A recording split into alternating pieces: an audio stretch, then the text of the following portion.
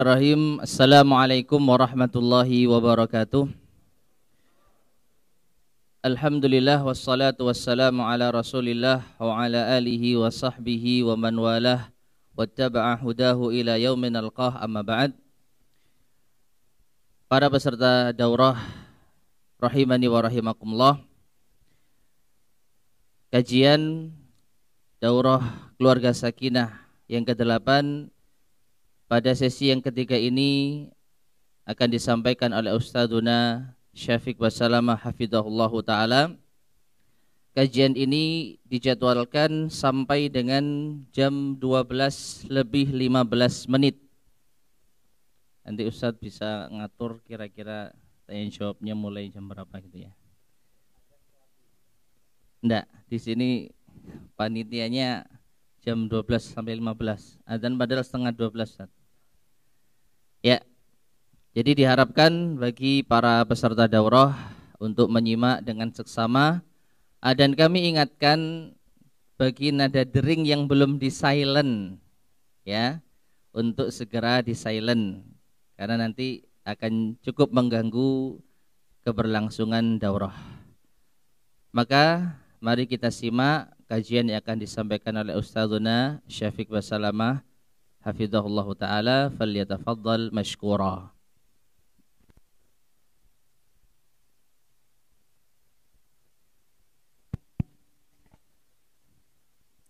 Assalamualaikum warahmatullahi wabarakatuh.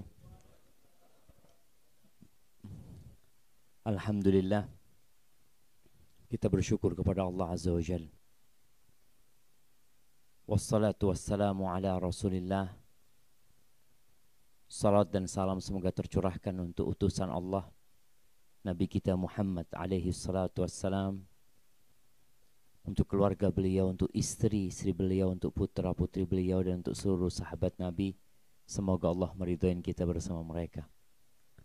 Amma ba'd, subhanallah, kita ini benar-benar nuntut ilmu dengan nyaman, Ustaz. Kalau anak ingat, ada salah seorang alim ulama yang dia mengatakan bultud dama marratain fi talabi hadzal hadis. Dia mengatakan, aku pernah kencing darah 2 kali dalam menuntut urusan ini. Hadzal sya'n, kata dia. Marratan bi Makkah wa marratan bi Baghdad. Dia mengatakan, sekali aku kencing darah di Mekah, yang kedua kencing darah di Baghdad. Karena dia bukan termasuk yang punya duit, dia mengatakan, kuntu ahmilu kutubi ala dhahri. Dia pindah-pindah itu bukunya dibawa di punggungnya, dan dia berjalan kaki tanpa alas kaki. Dari beratnya menuntut ilmu. Tapi subhanallah, memang jamaah, dikatakan man kanat bidayatuhu muhriqatan kanat nihayatuhu musyriqah. Barang siapa yang awal menuntut ilmunya itu terbakar, ya, penuh dengan perjuangan, insya Allah akhirnya atau masa depannya akan berseri-seri. Ana mengingatkan ini karena anak-anak kita sekarang yang sekolah di pesantren banyak merasakan kenyamanan yang lebih, yang mungkin dulu kita waktu masuk pesantren, ya Allah, ya, nyuci sendiri, ya. Bahkan selama 6 tahun di pesantren itu anak nggak pernah pakai baju setrikaan, Ustaz. Nggak pernah istriko. Nggak ada laundry. Sekarang kan di mana-mana laundry, masya Allah, makannya enak. Dan kita tiap hari makan sate, Ustaz. Nah, sayur tempe, sayur telur, sayur terong, sayur terus, masya Allah. Tapi alhamdulillah sehat, ya, Pak. Cuma memang waktu dulu anak pesantren itu kurus-kurus. Kalau sekarang ini gede-gede, ya, Pak. Anak masya Allah gitu loh. Ya Allah, mudah-mudahan kita ini diampuni dosanya sama Allah Azza wa Jal. Dan semoga Allah berikan anak-anak yang soleh dan soleha. Tapi bukan berarti untuk menuntut ilmu itu harus susah, jemaah, ya. Enggak. Cuma bagaimana kita mengkondisikan anak-anak kita agar mereka siap untuk berjuang nantinya tatkala menjadi ustadz. Ada sebuah pesantren anak datang khusus akhwat, Masya Allah, gedungnya bagus, tingkat 4 Ustaz, pakai lift, ruangan kamarnya pakai AC, kelasnya pakai AC. Anak ngomong, ini ya apa kalau suaminya tidak kuat beli AC?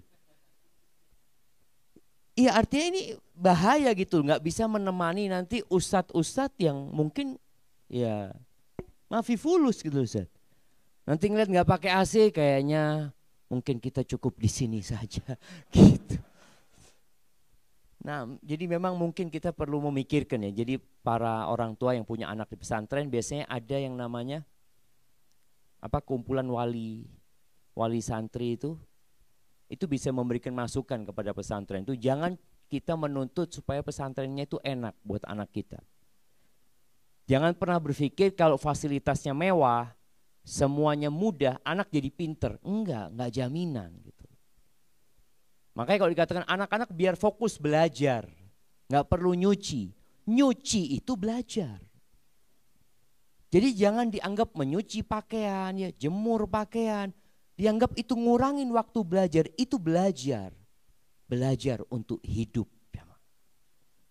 Kadang-kadang kita berpikir belajar itu cuma ngafal, cuma datang kajian, enggak. Nyuci itu pun belajar. Apalagi kalau yang santriwati, bagaimana dia bisa nyuci pakai tangan, bukan pakai mesin cuci. Bagaimana dia bisa masak, seharusnya jadwal di dapur itu ya bergantian gitu. Santriwati itu ditemenin sama chefnya, ya terus berganti. Jadi mereka itu terus belajar. Supaya jadi keluarga sakinah, mawaddah dan rahmah menurut saya. Baik, selain itu kita lanjutkan kajian kita tentang doa. Syekh Mustafa Al-Adawi menyebutkan tentang pembahasan muqaddimat wa anwa' minat tawassulat baina yaday du'a. Kita pernah dengar namanya tawassulan. Jadi sebelum doa itu tawassul dhisik. Jangan langsungan doanya, betul. Jadi ada pendahuluan, ada muqaddimah yang perlu dilakukan seorang hamba yang punya keperluan sama Allah Azza wa Jalla. Cuma tawassul itu ada yang syar'i, ada yang bid'i. Ada tawassul yang dicontohkan oleh Nabi SAW, ada tawassul yang tidak dicontohkan sama Nabi SAW. Tawassul yang dianjurkan itu adalah tawassul dengan nama-nama Allah Azza wa Jalla. Yang kedua, tawassul dengan amal soleh. Yang ketiga, tawassul dengan doa orang soleh yang masih hidup. Dengan doa orang soleh yang masih hidup. Seperti anak ngomong sama orang tuanya, ayah, aku besok mau ujian ayah, tungakno ya. Jadi dia minta didoakan sama orang tuanya. Atau dia ketemu seorang ustadz besok anak Allah mau daftar kuliah. Doakan mudah-mudahan diterima. Ini tawassul dengan doa orang soleh yang masih hidup. Taib, adapun perinciannya, Syekh Mustafa mengatakan di antara muqaddimah yang penting adalah memuji Allah, mengagungkannya, dan terus bersyukur atas nikmat yang Allah berikan serta bersolawat kepada Nabi SAW sebelum doa. Karena diriwayatkan oleh Imam Nasai bahwa Nabi SAW mendengar seorang berdoa. Dia berdoa tanpa memuji Allah dan mengagungkannya. Dan juga enggak salawat sama Nabi SAW. Faqala Rasulullah SAW, ajila hadha. Orang ini terburu-buru doanya. Tergesa-gesa. Selesai orang itu berdoa sama Nabi dipanggil. Nabi berkata kepada dia atau kepada orang lain, Nabi mengatakan, idza shalla ahadukum. Apabila seorang di antara kalian berdoa, Salat ini maksudnya doa. Falyabda bitamjidi rabbih. Hendaklah dia memulai doanya dengan mengagungkan Tuhannya Azza wa Jal. Wathana alaih, memuja dan memujinya. Thumma yusalli ala Nabi SAW. Kemudian salawat buat Nabi alaihi salatu wassalam. Thumma yad'u ba'du bima syaha. Setelah itu monggo berdoa, mau minta apa saja gitu loh. Jadi kita perlu membuka pintunya dulu. Pintunya doa itu ya kayak orang izin dulu lah. Assalamualaikum kalau mau masuk. Setelah dibukakan monggo masuk dan minta apa saja. Dan kalau kita melihat sholat kita ketika kita membaca Al-Fatihah, kita mulai dengan apa? Setelah bismillahirrahmanirrahim kita mengatakan alhamdulillahi rabbil alamin ar-rahmanir rahim maliki yaumiddin. Ini semuanya pujian dan pujaan bagi Allah Azza wa Jalla. Dan Allah itu mendengar ketika hamba membaca, dan Allah menjawab bacaan hambanya. Kemudian ketika mengatakan iyyaka na'budu wa iyyaka nasta'in, hadza baini wa baina 'abdi wa li 'abdi ma sa'al. Hanya kepadamu kami beribadah dan hanya kepadamu kami meminta pertolongan. Ini setengah-setengah nih antara aku dengan hambaku. Bagi hambaku apa yang dia pinta. Setelah Allah mengatakan itu, kita mengatakan ihdinas siratal mustaqim. Baru di sini permohonannya. Ya Allah, tunjukkan kepada kami jalan yang lurus. Maka kalau kita baca, tolong dihayati. Kita ini benar-benar sedang berkomunikasi sama Allah Azza wa Jalla. Bermunajat sama Allah Jalla Jalaluh. Baik. Kemudian kalau kita lihat nih di antara muqaddimah ketika Nabi hendak sholat malam. Kita tahu sholat yang paling utama setelah sholat wajib itu sholat malam. Disebutkan oleh Abdullah bin Abbas radhiyallahu anhuma, kana Nabi sallallahu alaihi wasallam idza qama minal laili yatahajjad. Nabi kalau bangun malam salat tahajud, beliau memulai salatnya itu yang disebut dengan istiftah ini, membuka salatnya dengan mengatakan Allahumma lakal hamdu anta nurus samawati wal ardi wa man fihinna wa lakal hamdu anta qayyimus samawati wal ardi wa man fihinna wa lakal hamdu antal haq wa wa'dukal haq wa qawluka haq wa liqa'uka haq wal jannatu haq wan naru haq was sa'atu haq. Bayangkan beliau memuji Allah Azza wa Jalla. Engkaulah pencipta langit dan bumi ini. Engkau yang ngurusi semuanya ya Allah, dan semua yang di dalamnya. Itu semua engkau yang ngurusinya. Engkau adalah kebenaran, keberadaanmu.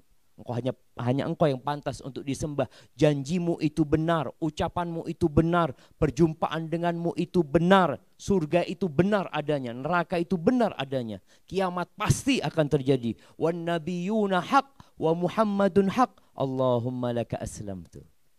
Setelah memuji itu, lalu beliau mengatakan, ya Allah, hanya kepadamu aku menyerahkan diriku. Wa alaika tawakkaltu. Kepadamu aku bertawakal. Wa bika amantu. Wa ilaika anabtu. Wa bika khasamtu. Wa ilaika hakamtu. Setelah beliau memuji Allah, lalu menceritakan tentang kondisinya. Setelah itu baru beliau berdoa mengatakan, faghfirli. Ampuni aku ya Allah. Kalau dilihat permintaan dengan pujiannya itu lebih banyak pujiannya. Kita kadangkala ya pujiannya sekedarnya. Mokso ana mau minta sama Allah, silahkan. Tapi pakai muqaddimah yang baik. Nabi meminta faghfirli ma qaddamtu wa ma akhartu wa ma asrartu wa ma a'lantu wa antal muqaddimu wa antal muakhiru la ilaha illa anta. Minta ampunan dengan muqaddimah yang panjang jemaah. Kemudian kalau kita lihat Nabi SAW ketika ruku dan sujud. Di antara bacaan ruku dan sujud itu apa? Subhanakallahumma wa bihamdika Allahumma gfirli, selain membaca subhana rabbiyal azim ya, ketika ruku, subhana rabbiyal a'la ketika sujud, Nabi di akhir hayatnya setelah turun surat An-Nasr itu, beliau lebih sering membaca subhanakallahumma wa bihamdika. Apa artinya? Maha suci engkau dan segala puji bagimu ya Allah. Allahumma gfirli. Setelah memuji Allah, baru mengatakan Allahumma gfirli. Kemudian di antara doa Nabi ketika sholat malam ya, beliau subhanallah jamaah, ini ceritanya Aisyah radhiyallahu taala anha, Nabi membuka sholat malamnya dengan mengatakan Allahumma, ya Allah, Rabba Jibrail wa Mikail wa Israfil, Tuhannya Jibril, Tuhannya Mikail, Tuhannya Israfil, Fatiras samawati wal ard, pencipta langit-langit dan bumi, Alimal ghaibi wasyahadah, yang mengetahui dengan yang gaib dan yang nyata. Anta tahkumu baina ibadika fima kanu fihi yakhtalifun. Engkau ya Allah yang memutuskan perselisihan yang terjadi di antara hamba-hambamu. Ihdini lima ikhtulifa fihi minal haq. Subhanallah, ini doa jemaah, kita sering bingung menghadapi perselisihan. Nabi minta petunjuk sama Allah supaya dikasih tahu mana yang benar gitu loh. Fulan mengatakan boleh, fulan mengatakan enggak boleh Ustaz. Minta sama Allah. Ini Nabi mengatakan ihdini, berikan petunjuk kepada aku ya Allah, lima ikhtulifa fihi minal haq, terhadap apa yang diperselisihkan dari kebenaran oleh mereka itu, biiznik, dengan izinmu ya Allah, innaka tahdi man tasha'u ila siratim mustaqim. Kemudian memuji Allah lagi mengatakan sesungguhnya hanya engkau ya Allah yang memberikan petunjuk kepada jalan yang lurus. Subhanallah jamaah, seperti itu adab kita berdoa. Tolong dikasih muqaddimah. Enggak harus bahasa Arab, enggak harus. Kalau kita bisa hafal bahasa Arabnya silahkan. Tapi Ustadz ana kok sulit Ustadz, ya sudah tua ini dan itu. Silahkan engkau puji Allah, ya Allah engkau lah pencipta langit dan bumi ini ya Allah. Engkau lah ya Allah yang memberikan makanan kepada ikan-ikan di lautan ya Allah. Engkau lah yang menerbitkan mentari dan menenggelamkannya ya Allah. Puji Allah. Engkau yang mengetahui dengan yang gaib, dengan yang nyata ya Allah. Aku nih Allah perlu bantuanmu ya Allah. Minta sama Allah Azza wa Jalla. Kemudian ketika doa istikharah, coba apa yang diminta oleh hamba? Sebelum minta, dia akan mengatakan Allahumma inni astakhiruka bi'ilmik wa astaqdiruka biqudratik. Fa innaka taqdir wa la aqdir. Ya engkau maha mampu, ya Allah aku enggak mampu. Wa ta'lam wa la a'lam. Engkau yang maha mengetahui, aku enggak tahu apa-apa ya Allah. Wa anta 'allamul ghuyub. Dan engkau lah yang maha mengetahui dengan yang gaib. Baru minta gitu. Sebenarnya kita itu kalau menghafal doa-doa Nabi alaihi salatu wassalam selesai sudah. Karena hampir selalu di situ ada muqaddimahnya, ada khotimahnya. Jadi orang kalau ceramah itu tahu-tahu langsung ceramah, nggak ada muqaddimah, nggak ada penutup, nggak enak gitu loh. Kemudian tawassul dengan asma'ullah al-husna. Kita ini sejak ngaji kadang-kala nggak menghafal asma'ullah al-husna. Memang kalau kita lihat asma'ullah al-husna yang ada di apanya Quran itu? Ya di balik cover itu, di situ disebutkan 99 nama. Memang hadis yang menyebutkan tentang 99 nama secara detail itu enggak sahih.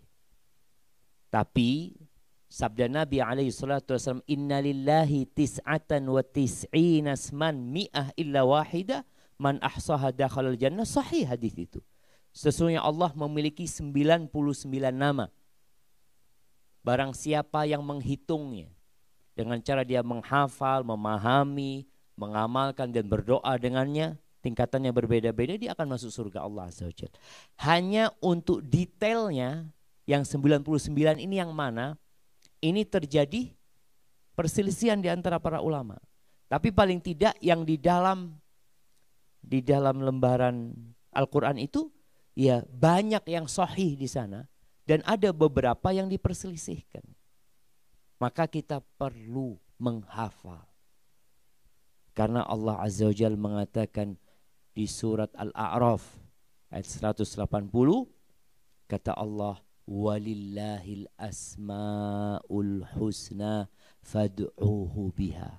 Allah itu memiliki nama-nama yang baik, nama-nama yang indah. Fad'uhu biha.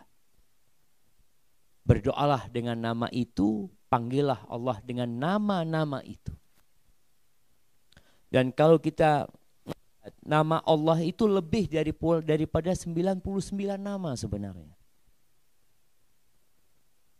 Di sini berdasarkan hadis yang Rasul sallallahu alaihi wasallam mengajarkan kepada para sahabatnya. Di antara potongan hadis itu, as'aluka bikulli ismin huwa laka. Ini doa pelipur lara ya. As'aluka bikulli ismin huwa lak. Ya Allah, aku memohon kepadamu dengan semua nama yang itu milikmu, sammaita bihi nafsak, yang engkau namakan dirimu dengan nama itu. Au anzaltahu fi kitabik, atau nama itu ada dalam kitab-kitab yang kau turunkan. Au 'allamtahu ahadan min khalqik, atau engkau ajarkan kepada salah satu dari hambamu. Aw ista'tharta bihi fi 'ilmil ghaibi 'indak, atau nama itu hanya engkau yang tahu. Allah tidak memberitahu hambanya. Minta apa? Antaj'alal Qur'ana rabi'a qalbi wa nura sadri. Jadikan Quran ini ya penyejuk buat hatiku ya Allah. Jadi cahaya buat hatiku, buat dadaku ini jadi penyejuk dan cahaya buat hatiku. Beliau sebelum minta menyebutkan tentang bagaimana nama-nama Allah, memohon dengan nama-nama Allah ini. Kemudian kalau kita lihat nih bagaimana Nabi Musa alaihissalam berdoa di surat Al-A'raf ayat 155. Beliau berdoa mengatakan, faghfir lana warhamna wa anta khairul ghafirin. Ampuni kami, kasihi kami, dan engkau adalah sebaik-baiknya yang mengampuni. Jadi menggunakan nama Allah bisa jadi di awal, bisa jadi di akhir. Kita bertawasul memohon ampunan Allah dengan menyebutkan nama Allah Azza wa Jalla.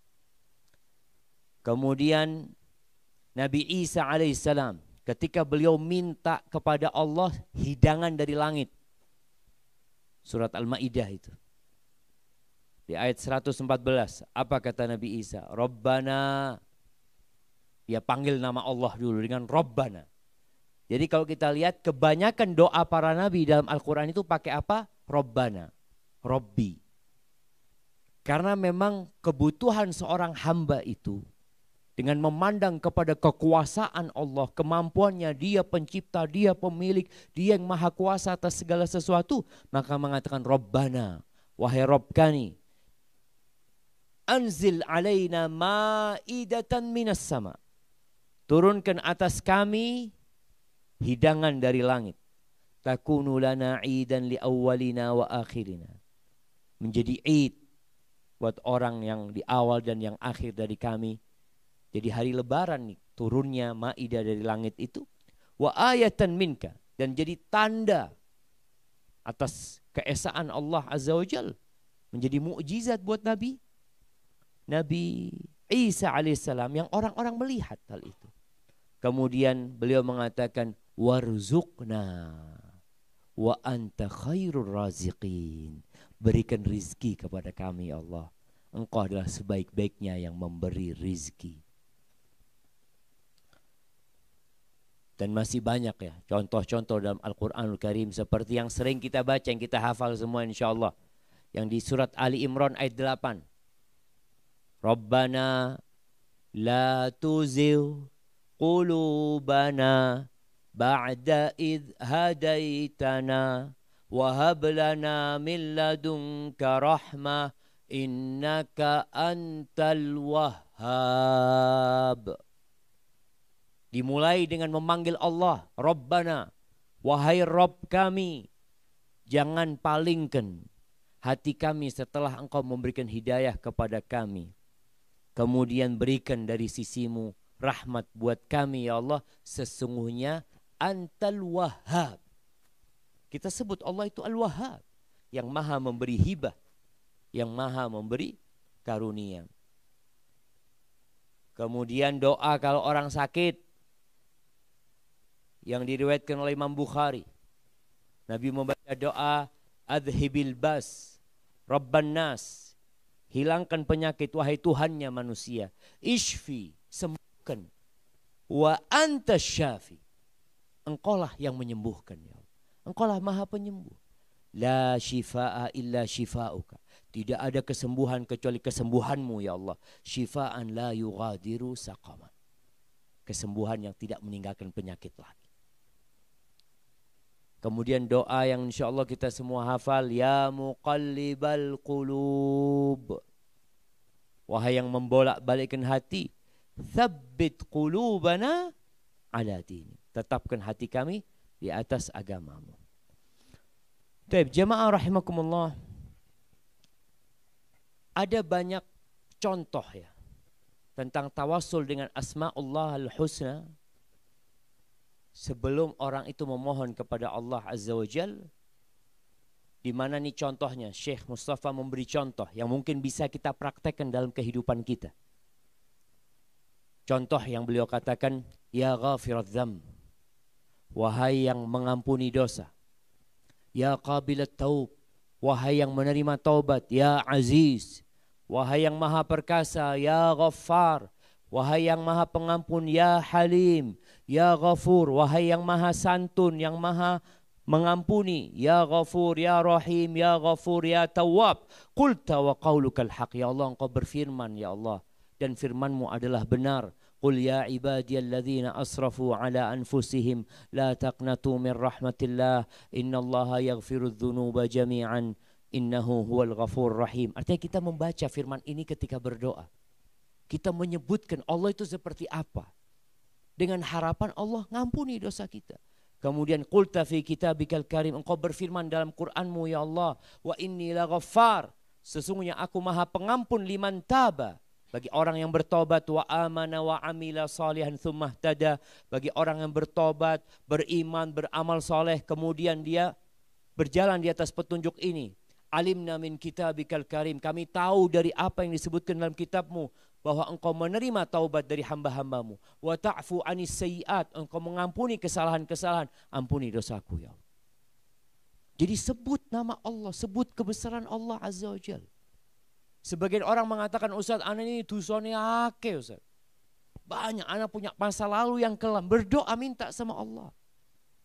Sebagian orang, ya anak sudah istighfar Ustaz. Anak sudah setiap hari anak 100 kali istighfar. Tapi sesekali antum baca, puji Allah, sebutkan nama-nama Allah. Setelah itu baru kita memohon kepada Allah Azza wa Jalla. Contoh yang minta rizki. Kalau minta rizki umpamanya baca seperti yang dibaca oleh Nabi Isa, warzuqna wa anta khairur raziqin, umpamanya beri rizki kepada kami ya Allah, engkau sebaik-baiknya yang memberikan rizki. Atau kita katakan ya Rabbi, wahai Rabbku, sesungguhnya semua perbendaharaan segala sesuatu ada di tanganmu ya Allah. Kama qulta fi kitabik, sebagaimana engkau sebutkan dalam Qur'anmu, wa in min syai'in illa indana khaza'inuh, segala sesuatu itu perbendaharannya ada di tangan Allah Azza wa Jal.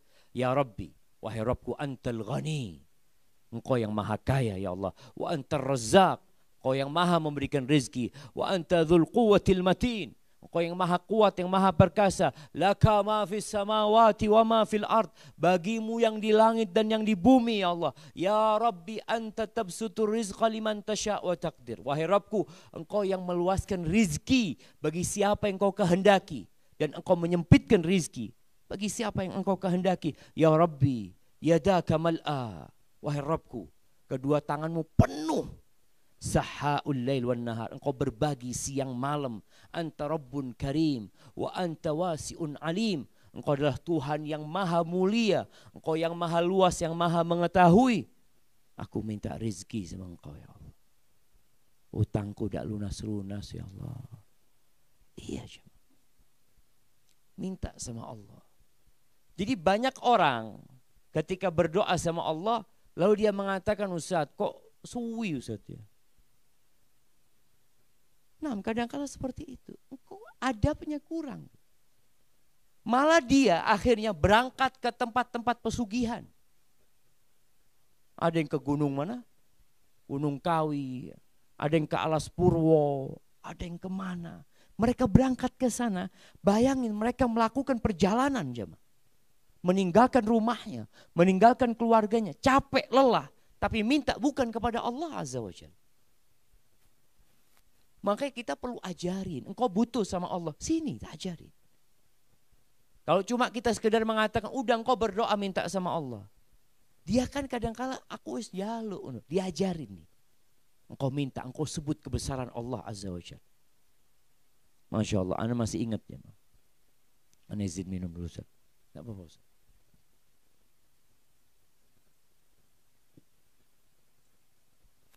Alhamdulillah. Ketika ana daftar S2 di Madinah. Zamannya kita Ustaz nggak kayak sekarang. S2 di Madinah itu kakak-kakak kelas kita itu nggak ada yang diterima karena belum dibuka. Saingannya kalau kita tahu mungkin Ustadz Badrus Salam, Ustadz Maududi itu kakak kelas senior kita. Mungkin bertanya kenapa mereka kok nggak lanjut S2. Memang banyak waktu itu nggak dibuka S2. Jumlah dosen pembimbingnya sedikit gitu. Sehingga mereka nggak bisa buka kelas. Di masa ana dibuka.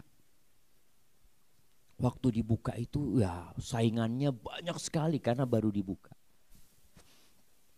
Entah berapa ratus yang daftar, yang diterima di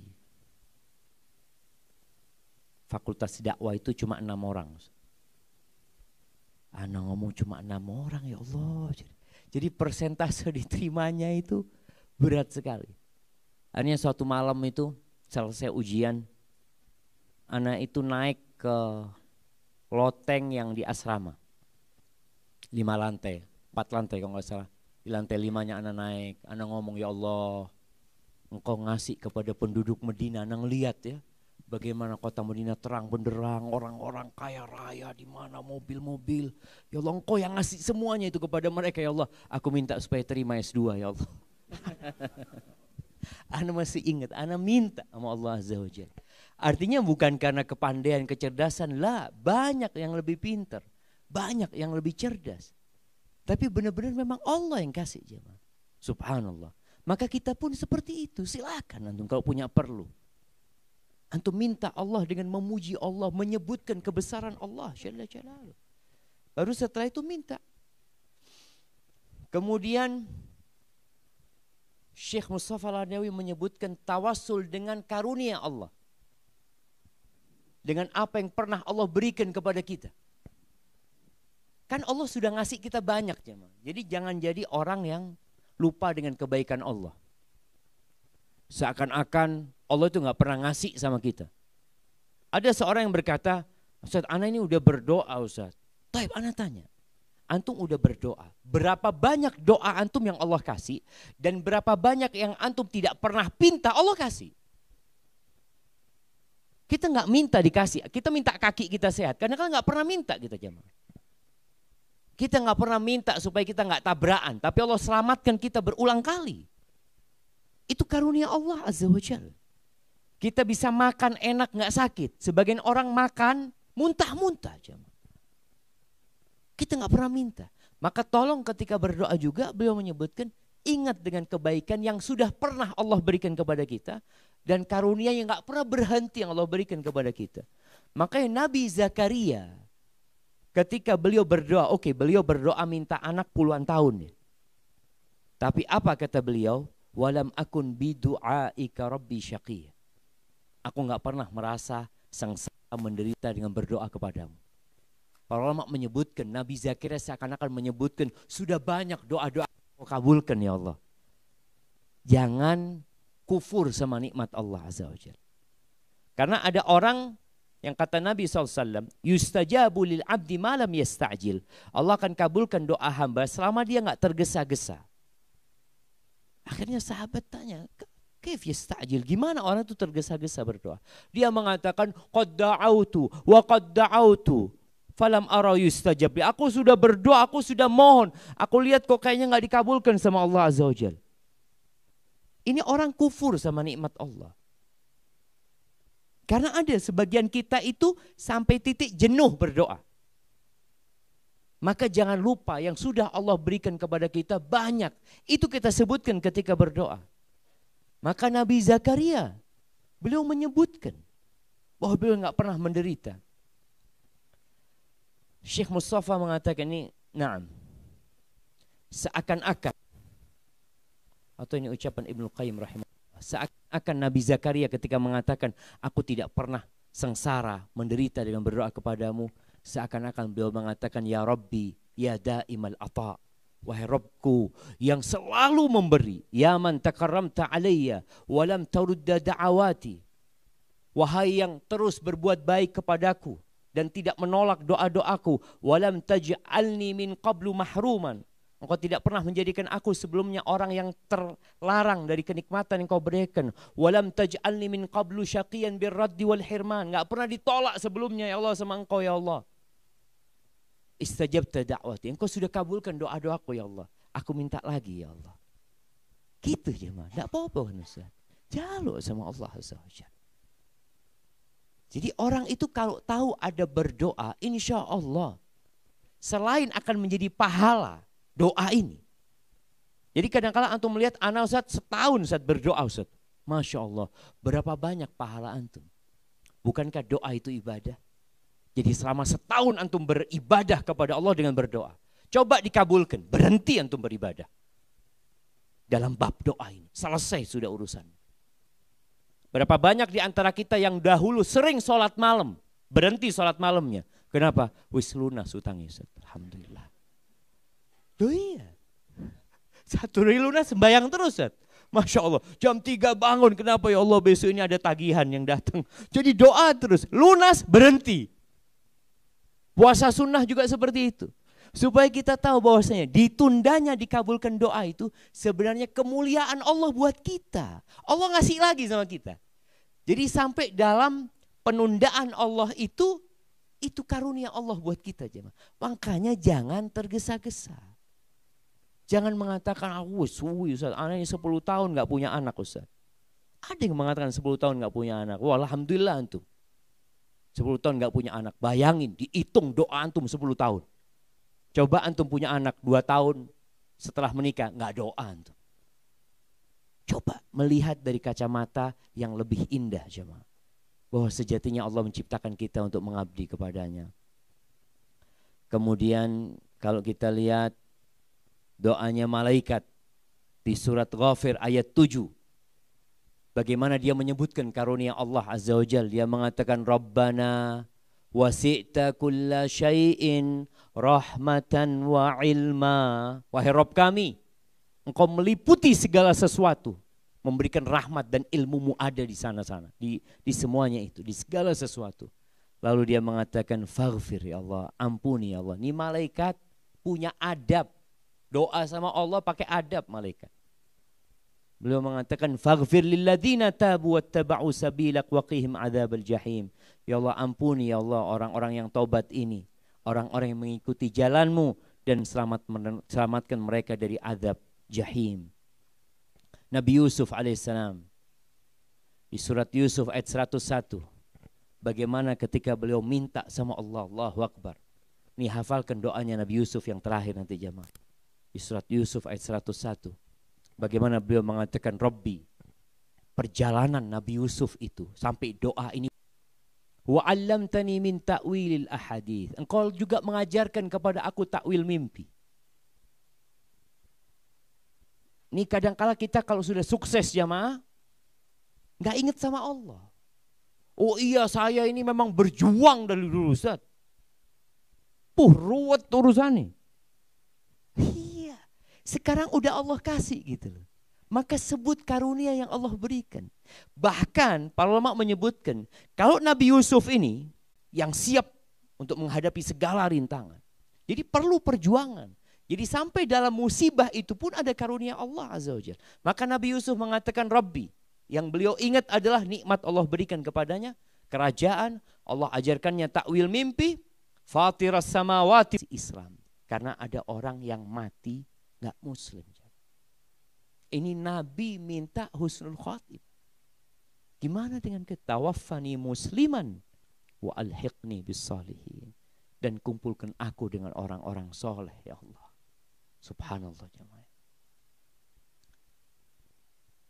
Kemudian Nabi Ibrahim. Buyutnya Nabi Yusuf. Nabi Yusuf ini, ya siapa yang hafal nasabnya Nabi Yusuf? Yang belum jawab. Nasabnya Nabi Yusuf. Kalau enggak nasab PDW. 4 tapi. 4 nama di atas dia. Atau 3 nama di atas dia. 6. Nabi Yusuf. Ya.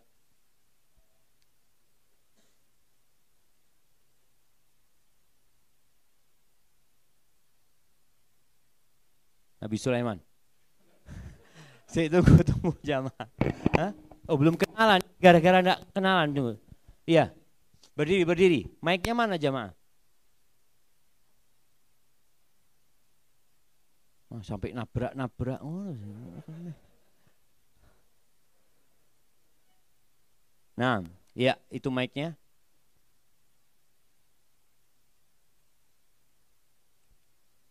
Ya apa dikasih mic nggak bunyi gitu? Iya. Siap. Kayaknya yang ini, Mustafa. Yang di depan ada 1. Ya. Mustafa ini Mustafa.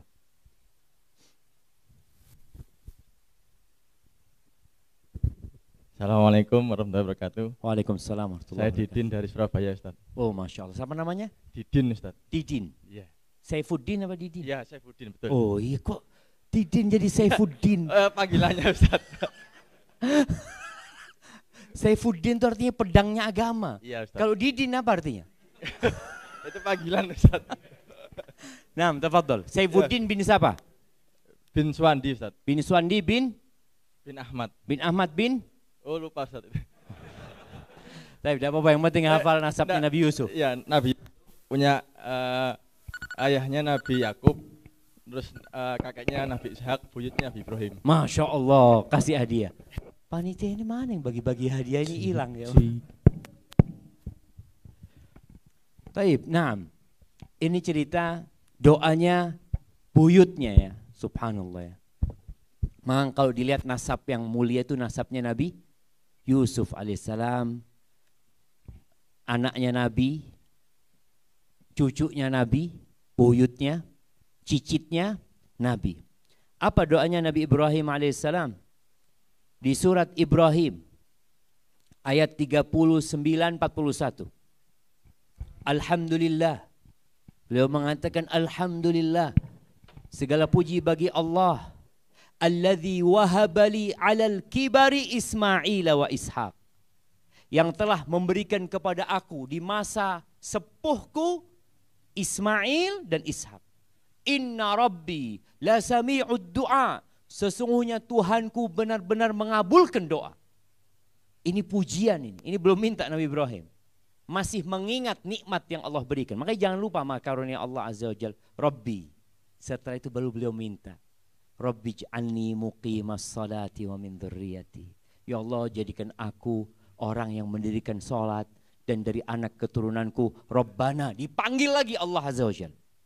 Rabbi, Rabbana wa taqabbal du'ai. Aku minta engkau kabulkan doaku ya Allah. Jadi benar-benar orang yang minta itu menunjukkan aku butuh ya Allah. Aku perlu dengan bantuanmu ya Allah. Ini yang kadang-kala kita lupa. Doanya itu aras-arasan Ustaz. Jadi kalau doa Rabbana atina fid dunya hasanah. Awakmu kapan mulai? Wa fil akhirati hasanah. Subhanallah. Jadi tolong serius kalau berdoa. Rabbana wa taqabbal du'a, Rabbana ighfirli. Ya Allah, panggil lagi Allah Azza wa Jalla. Jadi terus benar-benar mengatakan, aku ini hambamu ya Allah. Engkau adalah Tuhanku. Engkau yang bisa memberi kepada aku. Kalau engkau gak ngasih, siapa yang mau ngasih ya Allah? Gak ada ya Allah. Jadi tunjukkan bahwa kita benar-benar perlu bantuan Allah Azza wa Jalla. Rabbana ighfirli wa liwalidayya. Berdoa kita mengakui. Seperti doanya Nabi Musa alaihissalam di surat Al-Qasas ayat 16. Atau doanya Nabi Adam yang kita hafal kemarin. Rabbana dzalamna anfusana. Kita ngaku ya Allah, kami menzalimi diri kami sendiri ya Allah. Wa illam taghfir lana wa tarhamna. Lalu mengatakan kalau engkau tidak mengampuni kami, tidak mengasihi kami akan jadi orang-orang yang merugi ya Allah. Jadi di situ tidak mengatakan ampuni kami. Tapi kemudian juga doa Sayyidul Istighfar. Apa doa Sayyidul Istighfar yang kita baca tiap pagi dan petang? Ya, yang hafal doa Sayyidul Istighfar. Nah, ini yang angkat tangan duluan. Kasih mic-nya. Panitia ini dari tadi di belakang tok ruwet di kono. Sitok lungguh kene ngono. Nah, yo apa? Pak Ilham ndek buri kabeh Pak Ilham. Ono wong papat, wong pitu iku. Bismillah, Assalamualaikum warahmatullahi wabarakatuh. Waalaikumsalam warahmatullahi wabarakatuh. Ana Dani namanya dari Sepanjang. Sepanjang? Nah. Ada kota Sepanjang, Ustaz apa baru? Sidoarjo. Oh, kecamatan. Kecamatannya Taman. Sudah memisahkan diri jadi kota Sepanjang mungkin. Naam, tafadhal. Bismillah. Allahumma anta rabbi la ilaha illa anta khalaqtani wa ana abduka wa ana ala ahdika wa wa'dika mastata'tu. A'udzu bika min syarri ma sana'tu. Abu ulaka bidambi faghfirli. Abu ulaka binikmatika alayka faghfirli. Alayya wa abu'u laka bidambi wa abu'u bidambi faghfirli fa inna la yaghfiru dzunuba illa anta. Masyaallah. Monggo artinya. Allahumma anta rabbi. Ya Allah, engkau adalah Tuhanku. La ilaha illa anta, tiada Tuhan selain engkau. Khalaqtani yang menciptakan aku. Abu ulaka binikmat wa ana abduka dan aku adalah hambamu. Wa ana ala ahdika aku di atas wa wa'dika mastata'tu aku di atas petunjukmu. Insyaallah wis. Kasih hadiahnya sudah. Masya Allah. Barakallahu fikum. Ya, kita lihat tuh doa Sayyidul Istighfar. Benar-benar kita mengakui dosa kita. Yang pertama kita memuji Allah. Allahumma anta rabbi. Engkau Rabbku ya Allah. Ini pelajaran tauhid jemaah. Yang kadang-kala kita berpikir kalau belajar tauhid itu harus pakai kitab tauhid. Enggak. Kita belajar tauhid di doa pelipur lara. Di mana doanya Ustaz? Allahumma anta rabbi wa ana abduka ibnu abdika ibnu amatik. Ya Allah, aku hambamu ya Allah. Bapakku juga hambamu ya Allah. Emakku juga hambamu. Ini belum menunjukkan semua garis keturunanku ini. Ahibati fillah.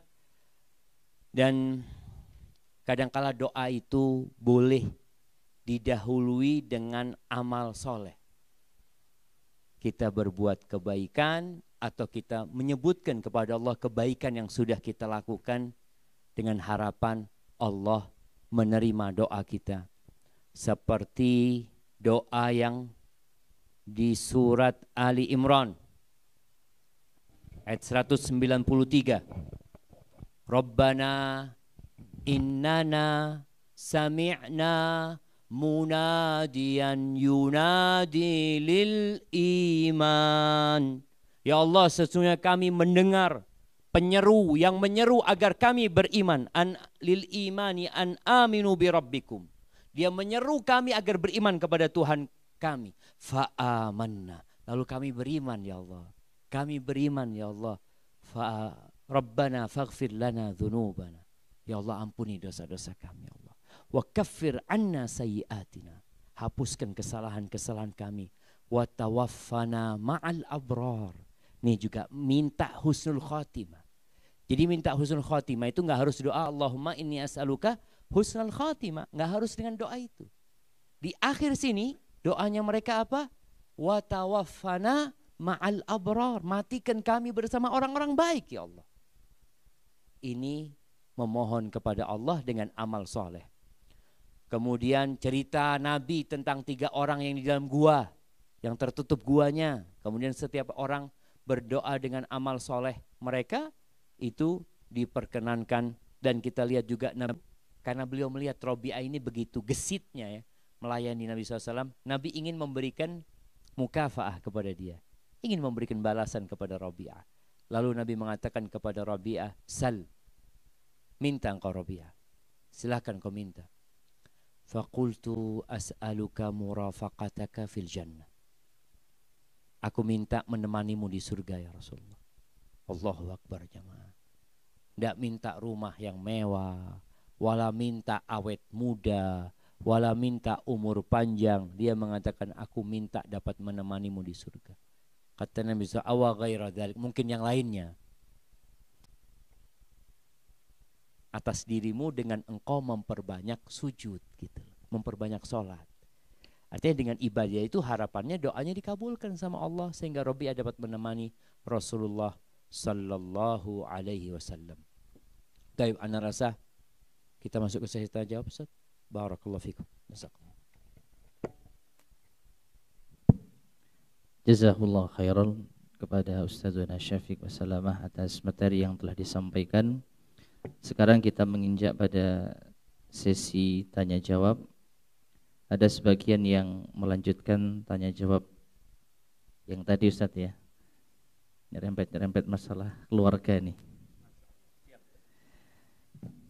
Assalamualaikum Ustaz, saya ingin sedikit bercerita Ustaz. Ini sedikit Ustaz, 3/4 halaman nih. Tafadhal Ustaz. Kenapa Ustaz suami saya jika melihat wanita mengenakan busana seksi, matanya selalu tertuju ke bagian auratnya Ustaz? Itu dari dulu Ustaz, dari semenjak menikah. Saya sebagai seorang istri seperti tidak dihargai bila berada di sampingnya. Padahal suami saya termasuk yang taat ibadahnya. Dan saya sebagai seorang istri sudah berusaha menjalani kewajiban saya melayani suami dengan baik. Mohon pencerahannya Ustaz. Wassalam. Minan nisa, sudah ditanamkan, dicintakan kepada jiwa manusia itu syahwat kepada wanita. Oleh karena itu kenapa laki-laki diperintahkan untuk menundukkan pandangan? Dan Nabi SAW mengatakan pandangan itu adalah sahmun min sihami iblis masmuma, adalah anak panah iblis yang beracun. Orang yang melepas pandangannya kepada yang haram, maka dia akan kehilangan banyak nikmat bersama istrinya. Karena sebagian nikmat itu sudah pergi di tempat yang haram. Dan para jamaah kita harus tahu bahwasanya setan itu mengindahkan yang buruk buat kita, memburukkan yang indah. Kadangkala delok bojone tonggo metu, Masya Allah, cek ayu nih.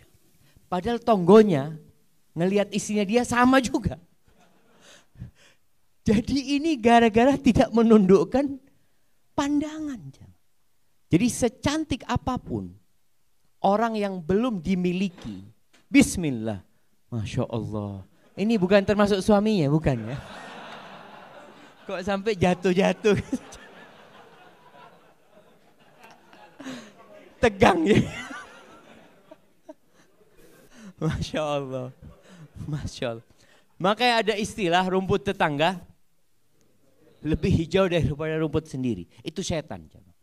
Walaupun rumput tetanggaiku wis mati, jadi sudah tidak disiram berapa lama, itu masih kelihatannya hijau. Sebenarnya ulama menyebutkan bahwasanya seorang itu melihat sesuatu yang belum dimilikinya tidak dalam wujud aslinya. Ini sering Anda sampaikan. sesuatu yang belum kita miliki, kita melihatnya tidak dalam wujud aslinya. Jadi ada emosional yang menyebabkan sesuatu itu jadi begitu indahnya. Contoh orang lagi di lampu merah ketemu Harley, wong. Waduh, kapan duwe kayak gini ya? Masya Allah, diliatin terus sampai menghilang dari pandangan mata jemaah.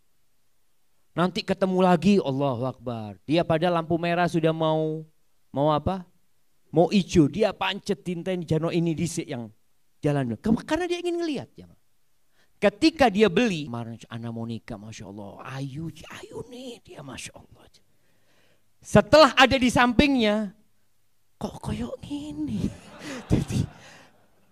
Jadi itu kok sebelumnya itu dia hayalkan begitu indahnya ya. Masya Allah. Pakai baju calon istrinya itu indah. Setelah menikah, di rumahnya wis pakaiannya ngawur dia. Pakai yang sopan gitu loh. Jadi istrinya disuruh pakai baju yang sopan. Jadi ini syaitan. Makanya kita disuruh menundukkan pandangan kita. Bagaimana sekarang punya suami yang kayak gitu? Kira-kira diapakno jamaah? Nah, diapakan jamaah? Dia mau nikah 4. Dia mau nikah 4 tetap ngelihat perempuan lain, iki koye lain iki. Betul jamaah. Jadi masalahnya itu bukan karena istrinya satu. Masalahnya itu karena dia nggak bertakwa kepada Allah Azza wa Jal. Subhanallah, antum lihat bagaimana Nabi Ibrahim alaihissalam sabarnya dengan istrinya yang satu. Sampai bertahun-tahun. Beliau sabar dengan istri yang satu. Bahkan beliau tidak nikah sampai Sarah yang memberikan budaknya kepada Nabi Ibrahim alaihissalam. Ada seorang ulama yang menyebutkan, kalau ada seorang laki-laki yang di hadapannya ada 1000 wanita Baghdad telanjang. 1000 wanita Baghdad telanjang. Gimana dia melihat 1000 wanita telanjang? Terus ada satu yang pakai hijab. Kira-kira yang dilihat yang mana aja? Yang pakai, nanti belajar sama Ustadz Farhan. Kayaknya beliau sudah punya ilmunya Ustadz ya. Ilmu ini duwe kan Ustadz ya. Karena ada orang yang beribadah sudah jadi kebiasaan. Kebiasaan. Jadi ibadahnya itu sudah tidak berdampak kepada dirinya. Maka bagaimana kita menjadikan ibadah kita itu kebutuhan. Bukan kebiasaan. Tapi kebutuhan kita sehingga kita benar-benar menghayati ibadah kita. Karena kata Allah, inna salata tanha anil fahsya'i wal munkar. Salat itu mencegah dari perbuatan keji dan mungkar. Ini melihat perempuan adalah sebuah kemungkaran gitu loh. Berarti sholatnya perlu dibenerin. Barakallahu fikum. Assalamualaikum ilaikum. Bismillahirrahmanirrahim. Assalamualaikum barakallahu fikum ya Ustadz. Saya mau bertanya, bolehkah kita membaca Asmaul Husna sampai selesai 99 sebelum berdoa? Nah, jemaah, silahkan. Cuma memang ketika seorang hendak berdoa meminta sesuatu, jadi dia sesuaikan dengan yang akan dia pinta. Kalau dia hendak meminta agar orang yang mendolimin dia itu dihukum sama Allah, kurang tepat kalau kita membaca Ar-Rahman Ar-Rahim. Antum ya Rahman, ya Rahim, ya Ghafur, ya. Orang yang mendolimin kita dikasih hukuman, tapi yang sesuai gitu loh. Jadi kalau bicara kita mau baca Asmaul Husna 99, cuma tadi kita sudah disebutkan bahwasanya yang disebutkan di dalam Al-Quran itu ada beberapa nama yang diperselisihkan, sehingga kita perlu lebih lebih selektif lagi ya. Dan ada barakallahu fikna. Assalamualaikum. Afwan Ustaz, doa istikharah dibaca saat sholat istikharah apa setelah sholat? Kemudian bolehkah doa istikharah itu kemudian baru berdoa? Jadi selesaikan sholatnya, setelah itu berdoa memohon kepada Allah Azza wa Jalla. Dan kapan membaca doa itu? Ya ketika kita ada yang ingin kita istikharahkan, minta sama Allah. Kalau dikatakan boleh dibaca setiap Setiap maksudnya tanpa sholat. Ya kalau kita membaca tanpa sholat, berarti ada yang kurang. Ini termasuk tawasul dengan amal soleh tadi. Sebelum doa, mbok sholat disi. Minta sama Allah. Nabi udah ngajarin. Sehingga ketika antum membacanya tanpa sholat, berarti kurang sempurna. Adabnya kurang gitu loh jamaah. Katanya kepingin dikabulkan. Maka tolong adabnya ini diikutin. Tapi kita bulan, dia sedang gak sholat. Sedangkan dia perlu keputusan dari Allah Azza wa Jalla. Boleh saja. Yang baca bahasa Arab tolong juga dengan memahami maknanya. Karena Allah itu tidak mengabulkan doa dari hati yang lalai. Kadang-kala orang mengatakan amin, amin. Awakmu ngerti apa sing diamin? Wallahu a'lam, yang penting amin. Ya mudah-mudahan Allah kabulkan doanya seperti itu jamaah. Barakallahu fikum. Assalamualaikum warahmatullahi wabarakatuh. Ustadz, 1. Untuk poligami apakah butuh persetujuan istri? 2. Kalau istri tidak setuju suaminya poligami, bagaimana? Pak, siapa yang tanya? Nah, silahkan jamaah. Loh, kan itu yang menolak hukum poligami tentunya dosa. Tapi dia nggak suka suaminya poligami, nggak apa-apa. Faham? Dia ngomong, enggak apa-apa Ustaz, ana menerima poligami Ustaz. Yang penting jangan suami ana Ustaz. Yang lainnya enggak apa-apa poligami. Itu kan enggak nolak hukum dia jamaah. Dia tidak menolak hukum, tapi dia untuk dipoligami berat. Itu wajar perempuan. Oleh karena itu, di sebuah bencana kalau dia enggak setuju dia dosa umpamanya seperti itu jamaah. Tapi suami silahkan poligami. Dan memang begini jamaah. Perempuan itu suaminya bekerja sebulan di Jakarta, sebulan di Surabaya. Fulus jazakallah khair, Bang. Tapi dengar di sana kawin, rumah tangganya hancur buat dia. Maka di sini ketika para ulama berbincang, bolehkah perempuan itu gugat cerai karena suaminya poligami? Kalau karena poligami saja nggak boleh.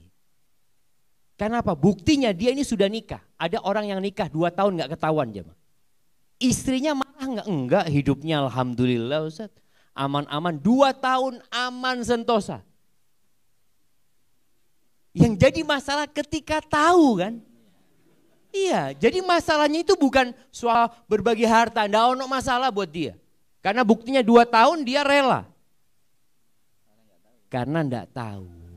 Masalahnya itu kan, pengetahuan ini jadi ujian buat itu perempuan. Ada yang suaminya merantau jemaah. 2 tahun di Arab Saudi. Enggak pernah marah istrinya, enggak apa-apa fatul. Yang penting fulusnya dikirim, Masya Allah. Kirim fulus terus. Ada yang 10 tahun jemaah.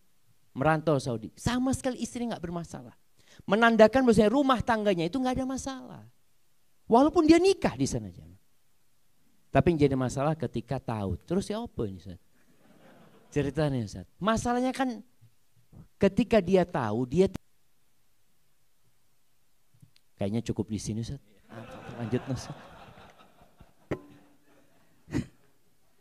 Kalau anzilni itu untuk aku sendiri. Kalau anzilhu itu untuk orang tersebut.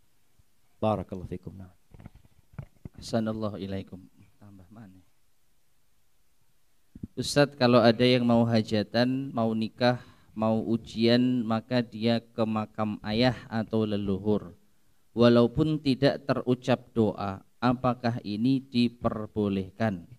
Apakah termasuk tawassul pada orang yang itu menjadi sarana untuk mencari dunia? Jadi kadang-kala ada kelompok yuk berangkat ziarah kubur. Supaya apa? Supaya rezekinya lancar. Supaya anak-anaknya diterima di sebuah sekolah. Kita yang memandikan. Kita yang mengkafani. Kita yang gotong. Kita yang gali kuburannya. Kemudian kita yang menguburkan. Lalu kita yang mendoakannya. Nabi lebih utama itu memulai dengan sholawat. Di tengah-tengah bersolawat. Diakhiri dengan sholawat. Artinya doanya penuh dengan sholawat kepada Nabi SAW. Tapi dengan satu sholawat cukup. Ini umpamanya ana cuma di akhir Ustaz, ana cuma di awal, nggak ada masalah. Yang penting kita sudah melaksanakan perintah Nabi SAW. Idza shalla ahadukum falyuthni ala rabbih. Kalau sholat, kalau berdoa hendaklah memuji Allah. Thumma yusalli alayya, kemudian sholawat kepada Nabi SAW, baru berdoa. Jadi intinya di dalam doa kita itu, karena doa ini serangkaian permintaan, tetap harus ada sholawatnya. Yang lebih utama mana? Yang di semuanya ada sholawat buat Nabi SAW. Barakallahu fikum. Sallallahu alaihi. Bismillah. Assalamualaikum warahmatullahi wabarakatuh. Semoga Allah senantiasa menjaga Ustadz dan keluarga, juga seluruh hamba Allah yang beriman dimanapun berada. Amin. Afwan izin bertanya Ustadz. Titipan pertanyaan. Saya seorang janda. Nikah. Dulu itu ada istilah pemahroman. Yang tua-tua ini tahu dengan pemahroman.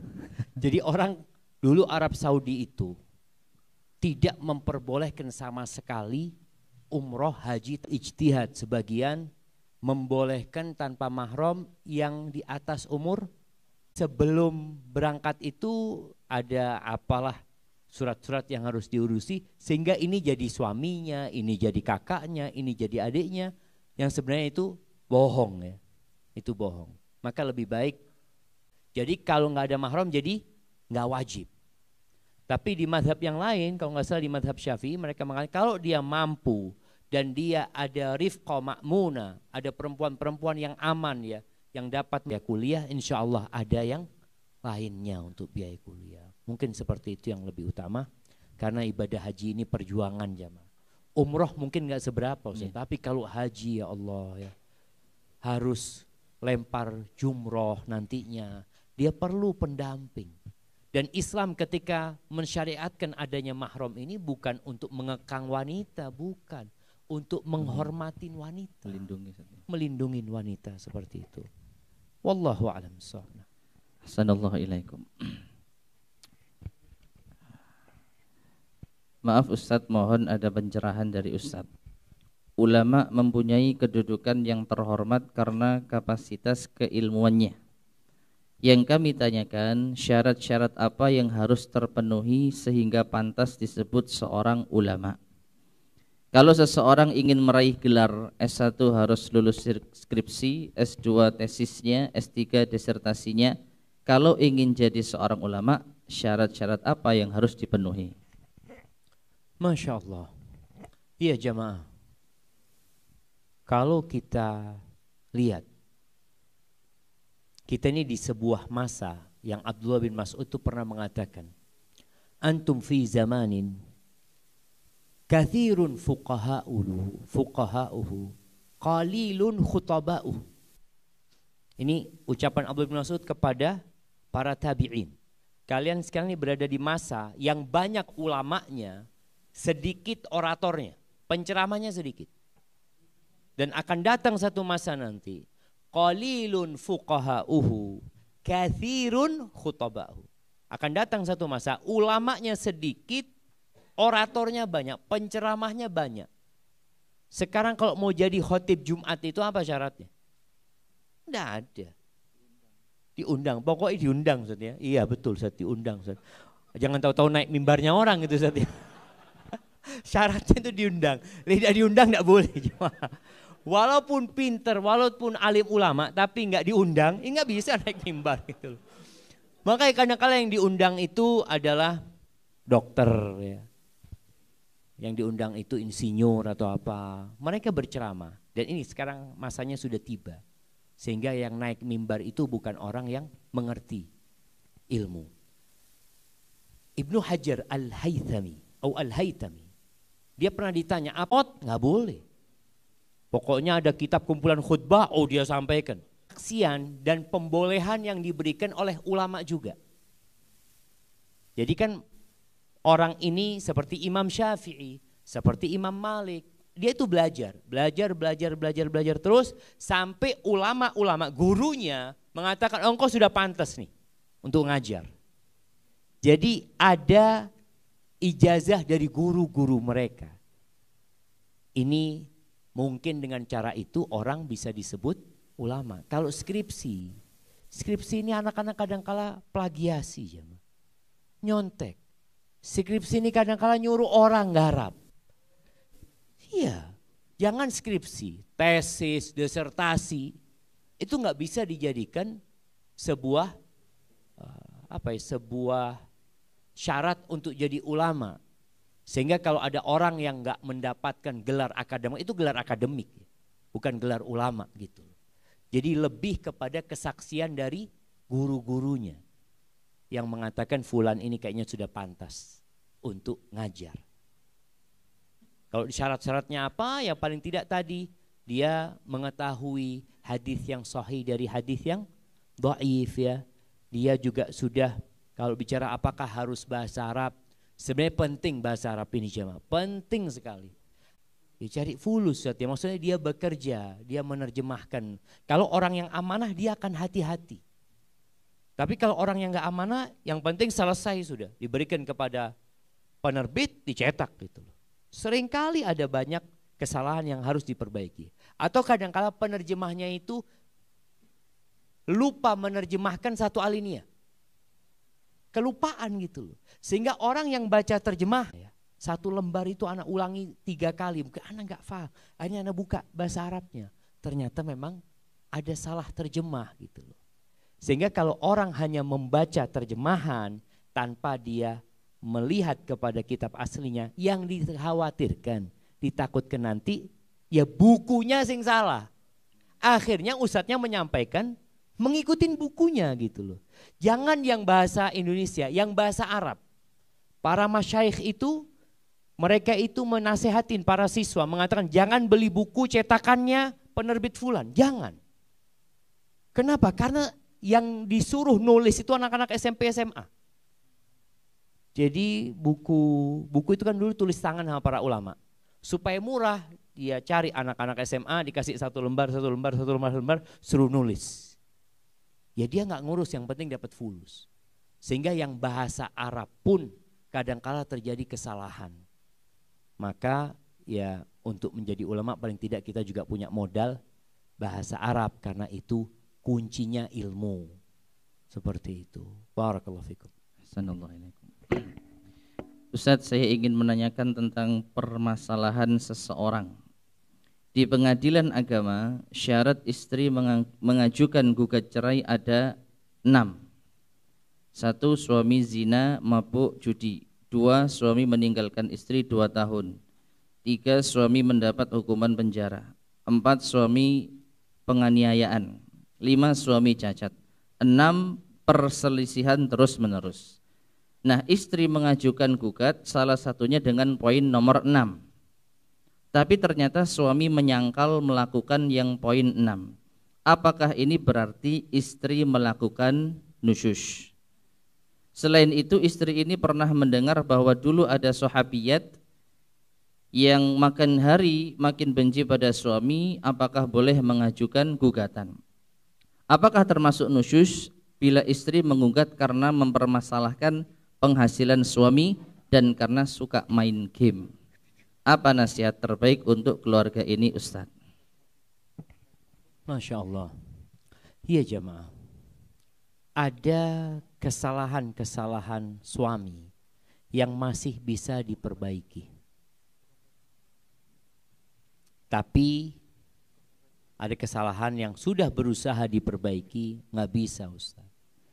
Istri dituntut sabar untuk menghadapi suaminya. Tapi di sisi yang lainnya, kalau memang istri sudah nggak kuat sama suaminya, seperti ceritanya Jamilah, istrinya Thabit ibn Syammas, Thabit ibn Qais bin Syammas ya, ketika dia menggugat cerai suaminya, dia datang kepada Nabi SAW. Dia mengatakan, Mali wali Thabit ya Rasulullah, aku tuh tidak mencela urusan Thabit ini dalam urusan agamanya, dalam urusan akhlaknya, tapi aku takut kufur setelah Islam. Diperbolehkan khulu itu, gugat cerai itu adalah tatkala takut tidak bisa melaksanakan tugasnya dengan baik, tidak bisa menjalankan hukum-hukum Allah. Fa in khiftum alla yuqima hududallah fala junaha alaihima fima iftadat bih. Kata Allah, kalau kalian takut keduanya ini tidak bisa menegakkan hukum-hukum Allah.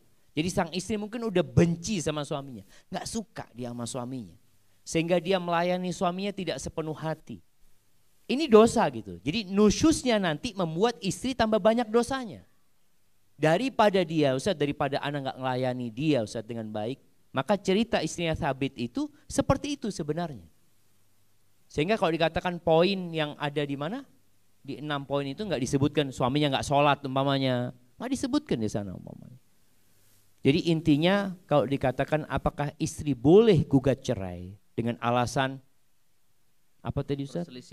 Perselisihan. Padahal suaminya menyangkal. Oke, suaminya menyangkal kalau suka berselisih.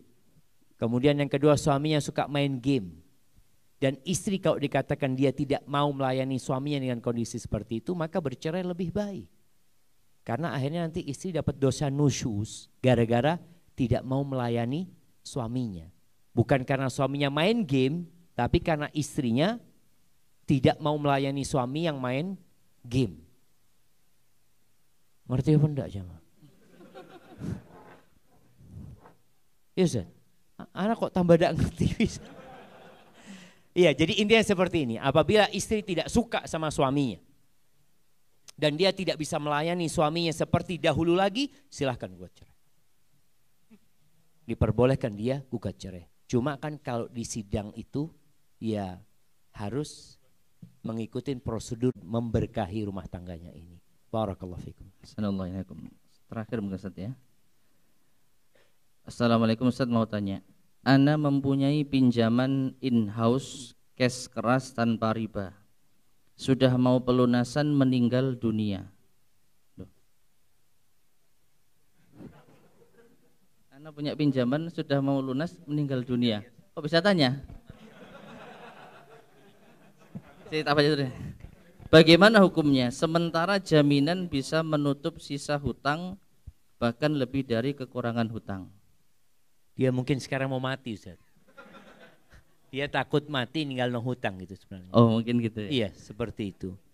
Ya jemaah, ini mungkin berkaitan dengan orang yang meninggal dunia dan dia membawa hutang, itu nggak diampuni dosa-dosanya. Kemudian dahulu Nabi tidak mau mensolatin orang yang punya hutang, tapi setelah itu Nabi mensolatin karena Nabi yang menjamin. Orang-orang yang punya hutang itu Nabi yang menjaminnya. Tapi kalau dikatakan tadi dia punya jaminan sehingga utangnya insya Allah lunas kan Ustaz? Bahkan lebih. Memang dalam Islam itu ketika orang meninggal dunia nggak boleh bagi waris sampai wasiat dan hutangnya ditunaikan. Jadi insya Allah aman. Tinggal sekarang bagaimana ahli warisnya. Dia menjalankan tugas itu atau tidak. Kalau ahli warisnya ternyata nggak bayarin hutang, maka yang dosa nanti ahli warisnya. Karena sejatinya dia punya uang yang cukup untuk melunasi utangnya tersebut. Mungkin seperti itu. Wallahu a'lam. Jazakumullah. Yuk. Aman Ustaz, aman Ustaz. Ini Ustaz ada yang mau ribut kayaknya nih Ustaz. Tafadhal Ustaz. Jazakallah khairan Ustazuna atas materi yang telah disampaikan dan jawaban-jawaban yang insyaallah memberikan nasihat banyak pada kita semua. Semoga kita diberikan keberkahan dan segala keselamatan dari apa yang telah disampaikan oleh Ustazuna Syafiq Basalamah hafizahullah taala. Berikutnya sedikit pengumuman bahwasanya setelah ini kita akan melaksanakan sholat yaitu zuhur dan asar di jamak qashar. Kemudian setelah itu istirahat dan materi akan dimulai lagi. Oh ya, makan siang. Mati HP ini. Ya, jadi makan siang setelah sholat zuhur dan asar, kemudian istirahat, dan materi akan dimulai lagi sesi yang keempat bersama Ustadz Farhan jam 15.45. Jadi jam 4 kurang seperempat sore hingga jam 17.30. Ya, jadi sekarang kita bisa segera menuju tempat sholat untuk mengerjakan sholat zuhur dan asar jamak qashar berjamaah. Mungkin yang bisa kita sampaikan, subhanakallahumma bihamdika asyhadu an la ilaha illa anta astaghfiruka wa atubu ilaik. Alhamdulillahirabbil alamin. Assalamualaikum warahmatullahi wabarakatuh.